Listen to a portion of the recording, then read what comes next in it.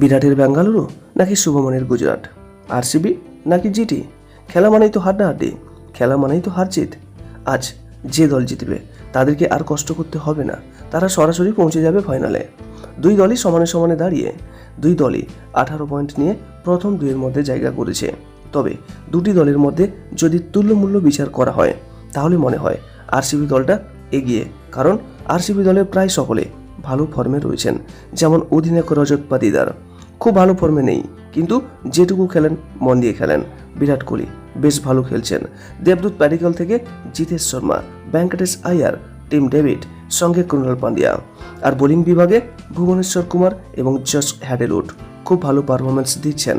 প্রত্যেকের দায়িত্ব ভালোভাবে পালন করছেন। এবং গুজরাট টাইটান্সের ক্ষেত্রে টিমটা লড়াই করে এতদূর এগিয়ে এসছে।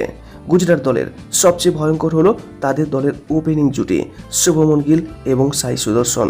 দুজন ক্রিজে থেকে গেলে প্রতিপক্ষের ঘুম উড়িয়ে দেবে তারা। বাকি জস বাটলার খুব একটা ভালো ফর্মে নেই। ওয়াশিংটন সুন্দর থেকে অলরাউন্ডার রশিদ খান। তবে গুজরাটের সবচেয়ে স্ট্রং জোন হচ্ছে তাদের বোলিং বিভাগ। রশিদ খান তো রয়েছে, সঙ্গে রাবাডা, মোহাম্মদ সিরাজ, প্রসিদ্ধ কৃষ্ণ, জ্যাসন হোল্ডার।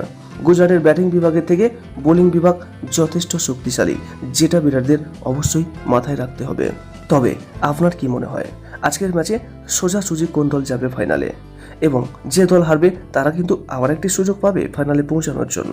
হ্যাঁ, আজ আরসিবি বনাম জিটি সন্ধ্যে 7:30 Himachal Pradesh cricket association stadium ধর্মশালা। হাই ভোল্টেজ এই ম্যাচে যে জিতবে ফাইনালের টিকিট একেবারে পাকা। দুই দলই শক্তিশালী, খেলা হবে হাড্ডাহাড্ডি, চোখে চোখ রেখে।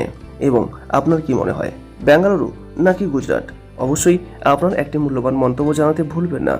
এবং ভিডিওটি ভালো লাগলে একটা লাইক করবেন এবং নিয়মিত এমন আপডেট পেতে আমাদের এই চ্যানেলটিকে অবশ্যই সাবস্ক্রাইব করে রাখুন।